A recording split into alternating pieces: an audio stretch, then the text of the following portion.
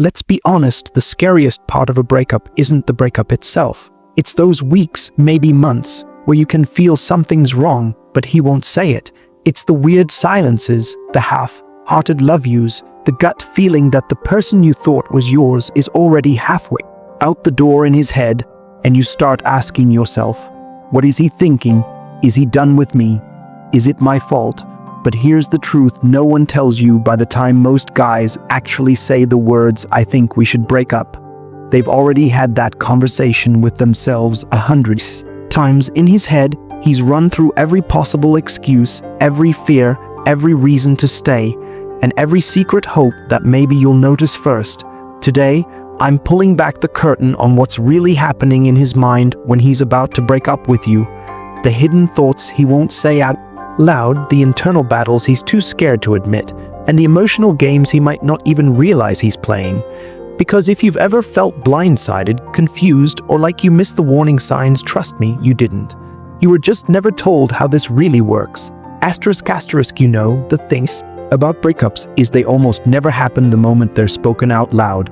The truth is, most guys start breaking up with you in their heads long before they actually say the words.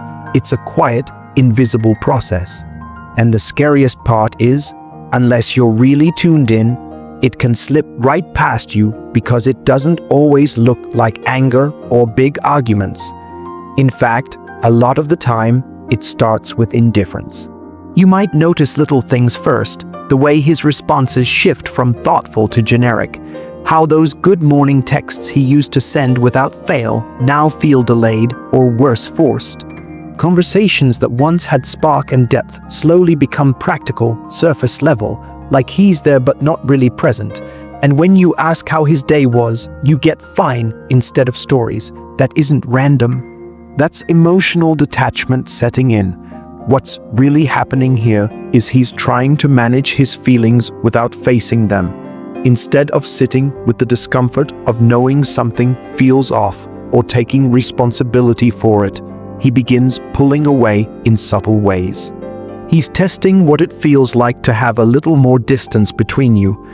He's seeing if that weight he feels inside eases up when he stops putting in effort, stops sharing, stops showing up like he used to. This isn't usually because he wants to hurt you, it's because it's easier. It feels safer for him to quietly check out while still technically being in the relationship than to confront the possibility of hurting you or facing the unknown of what comes after. But what he doesn't realize is that his withdrawal isn't invisible. You feel it. You sense it when he's physically there but emotionally absent. You hear it in the way he says your name with less warmth. You notice how the affection turns into routine, like he's going through the motions but his heart's somewhere else. And the most confusing part, sometimes he'll swing back, almost like a flicker of the old him shows up for a second. Maybe he's sweet for a weekend, plans a date, or sends a thoughtful text. It leaves you thinking, asterisk, maybe it's just stress, maybe we're fine. Asterisk, but really, these are brief moments where he's trying to convince himself too. He's not sure if he's ready to leave, and those little bursts of effort are his way of testing whether the connection can still feel the way it used to. If it doesn't, he pulls back again and the cycle continues.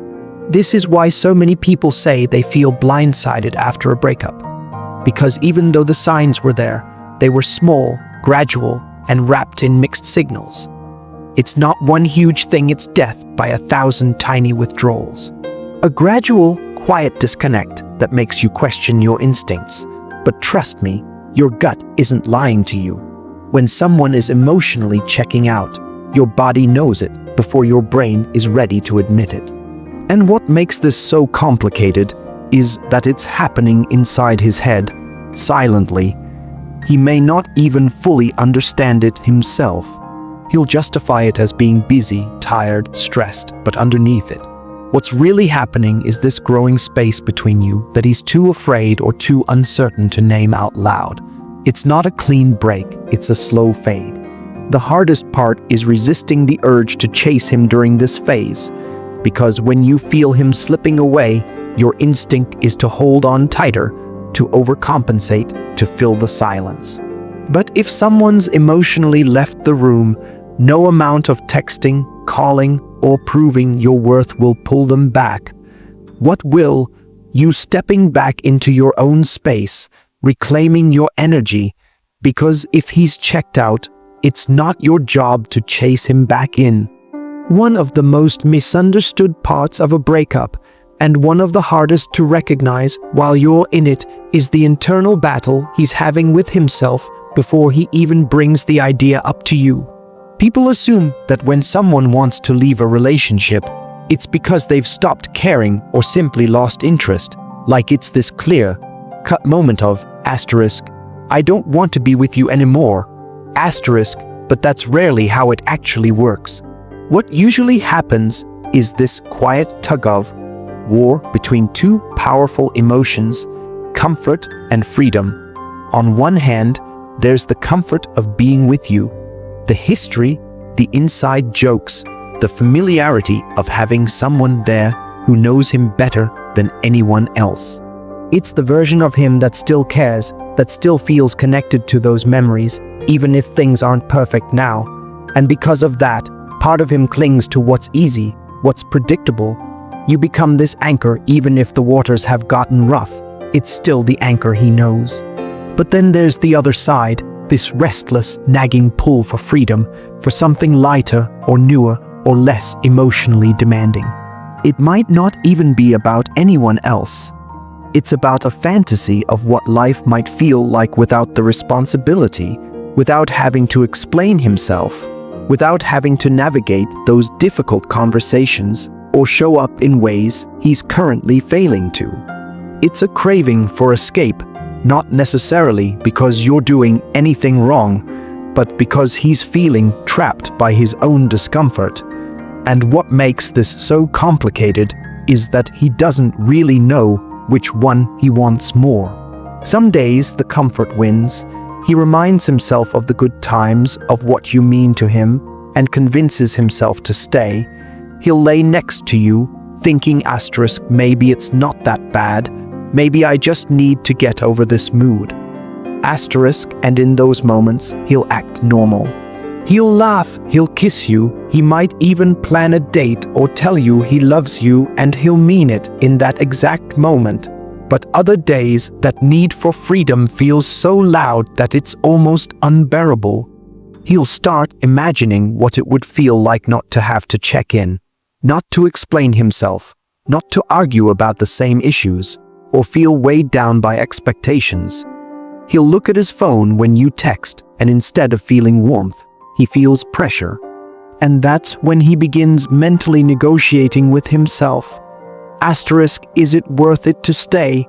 Will I regret leaving? Will I feel lonely? What happens next is a loop, because neither side of him fully wins. The comfort keeps him from leaving, but the craving for freedom keeps him from being fully present. And so you get stuck with this version of him that's half invested, half distracted, sending mixed signals that leave you constantly guessing where you stand. You'll catch him zoning out, avoiding real conversations, pulling back when things start getting too emotional. And even though he won't say it out loud, he's stuck in this inner war, afraid of both staying and leaving. And here's what's important to understand: this conflict isn't about you fixing it.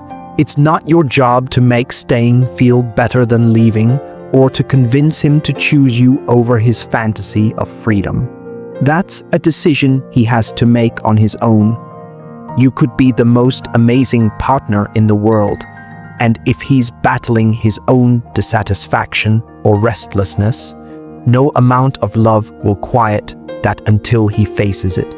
So if you sense this happening, the inconsistency, the sudden detachment followed by bursts of affection, recognize it for what it is. It's not about your worth. It's about his confusion. And sometimes the strongest move you can make is stepping back, letting him wrestle with his own mind, and refusing to carry the weight of a decision that isn't yours to make. There's this part of the breakup process no one really talks about, And it's the part happening entirely in his head, the fear of what comes after. Because breaking up isn't just about deciding to leave, it's about dealing with the emotional mess that follows. And believe it or not, even the one doing the leaving often dreads it. He knows what it means to let go. It means sitting in the discomfort, facing your pain, dealing with the guilt, the awkwardness, the regret, and sometimes it's that fear that keeps him stuck, acting like everything's fine when it's not. He plays out different scenarios in his head. Asterisk, what will she say? Will she cry? Will she hate me? Will I regret this the second I walk away? What if I miss her the moment she's gone? Asterisk, those questions are on repeat, because no matter how emotionally checked out he might be, there's still a part of him that cares about how this story ends. He doesn't want to be the villain, even if he's the one who caused the distance in the first place. And this is where the most confusing, mixed behavior shows up, because he starts avoiding it. Not just the conversation, but the entire idea of dealing with the breakup fallout. This fear of guilt and regret makes him hesitate, stall, send those famous mixed signals that leave you wondering what's real and what isn't. One day, he seems cold, distant, detached, and you brace yourself thinking asterisk, this is it asterisk. But the next, he's affectionate again. He reaches out, makes plans, tells you he misses you when you pull back. And it's not because he's changed his mind entirely. It's because in those moments, the thought of hurting you, the guilt of seeing you upset, the fear of being alone, it's heavier than his desire to leave.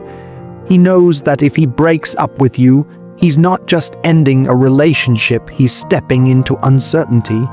What if he gets lonely? What if it wasn't as bad as he thought? What if seeing you with someone else crushes him? That fear gets under his skin, and it's easier to delay than to face it. That's why people sometimes stay in unhappy relationships far longer than they should.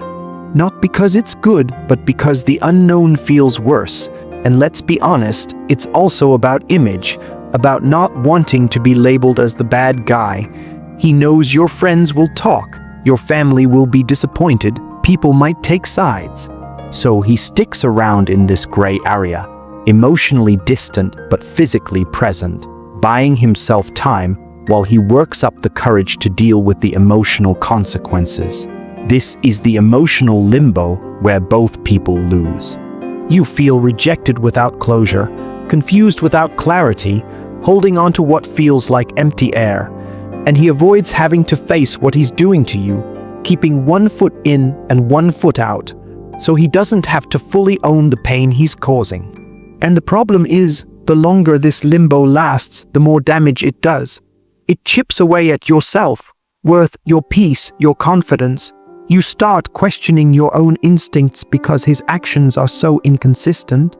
But the truth is, his fear of guilt and regret isn't your responsibility.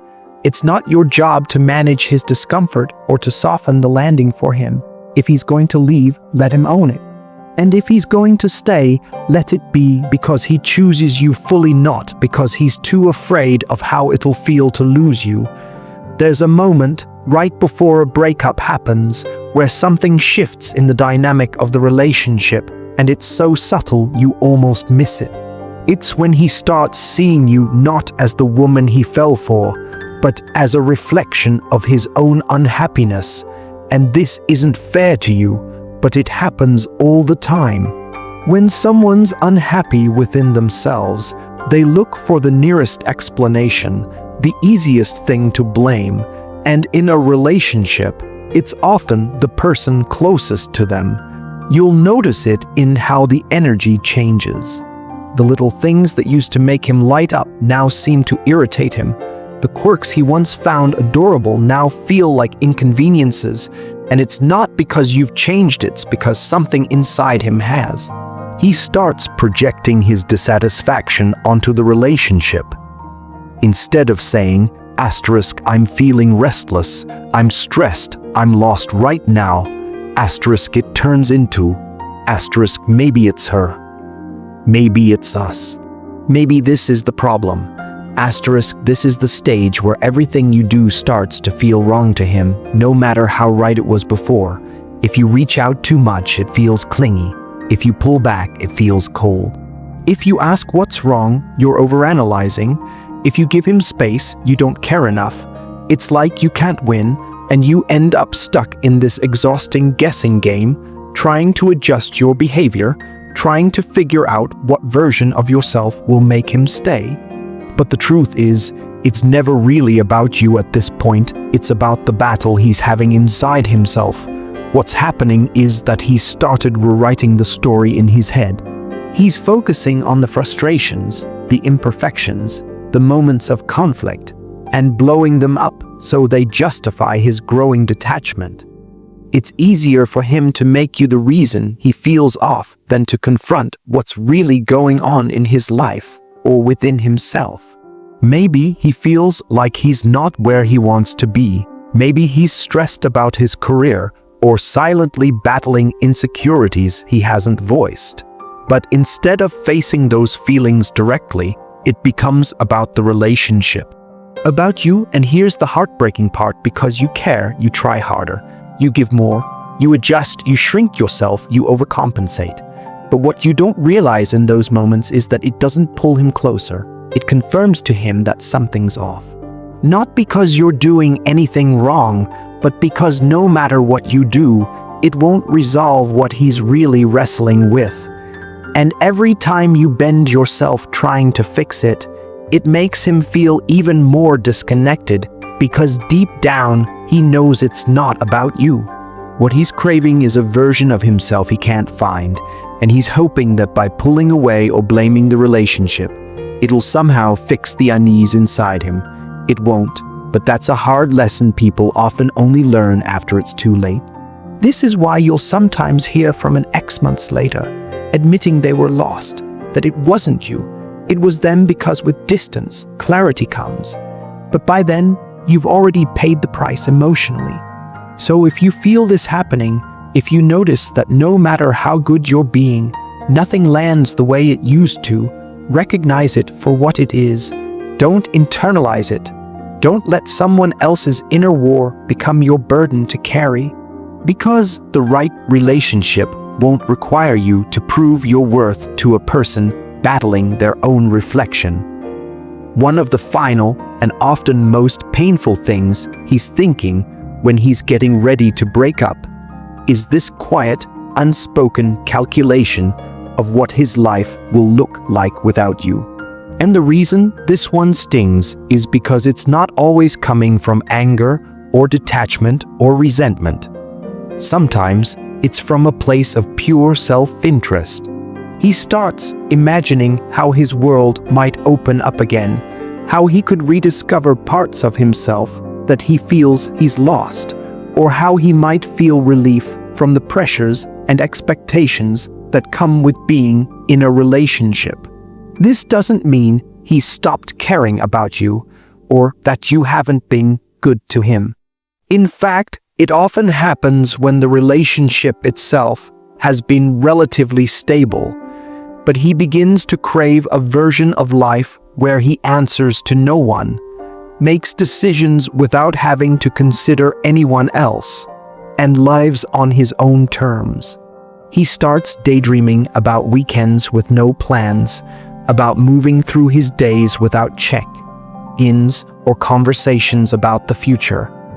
And because it feels like freedom in his mind, it temporarily outweighs everything he stands to lose. What makes this so complicated is that these thoughts rarely come fully formed at first. They sneak in.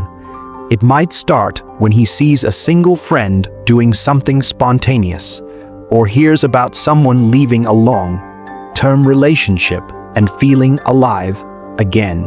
Or maybe it's just a string of moments when life feels heavy and he quietly wonders, would I feel lighter if I wasn't in this? Would I be happier if I just let go?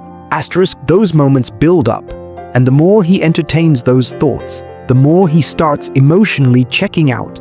You'll feel it in how he responds to you, how present he is, how engaged he seems when you talk about plans, goals, or simple daily things. It's subtle at first, like he's mentally somewhere else. And even though he may still say the right words, the energy underneath has shifted. What's happening is he's already halfway out the door in his mind, rehearsing a life where he's free from the responsibilities of being your partner. And here's what no one tells you sometimes: he's not even sure if he'll be happier. He just knows he wants to test the feeling. He convinces himself that the only way to figure it out is to actually leave, to experience what it's like to wake up alone, to have no one expecting anything, to rediscover himself without the relationship context. And that's where a lot of people get stuck, because it isn't always that he wants someone else, or that he's stopped loving you. It's that he wants a version of himself he's afraid he can't be while in this relationship. It's a risky move, and deep down, he knows it. That's why there's often hesitation, why some people stay long past the point where their heart has checked out. Because even though the fantasy of freedom feels exciting, the reality can be brutally lonely. And the truth is, he may not fully appreciate what he had until it's no longer within reach. But by then, you might have already moved on. You might have already rebuilt the parts of yourself that dimmed while trying to hold onto someone who was mentally gone. So, if you ever sense that shift where his plans no longer include you, where his eyes are elsewhere when you talk about your shared future, where his responses are just a little too delayed, a little too indifferent, trust what you're feeling. Because when someone starts planning a life without you in their head, it's only a matter of time before their actions follow. And you deserve someone whose whole heart is standing right there with you, not just a version of them daydreaming about what it would be like to leave. So here's the truth: when someone's thinking about breaking up, it's rarely as simple as one bad fight, one flaw, or one mistake. It's a series of quiet shifts, internal battles, unspoken fears, and selfish fantasies about freedom, about what they might be missing, about escaping responsibility for their own unhappiness. And while they're wrestling with these thoughts in silence, you're left in the dark, feeling the distance without understanding why. But you don't have to stay lost in that space. You don't have to wait for someone else to decide your worth, your future, or your peace. If you feel the weight of those silent exits, those disconnected conversations, those empty reassurances, trust it. Listen to what the silence is telling you. Because love is only real when it's mutual, when it's fully present, and when both people are in the room emotionally, not just physically.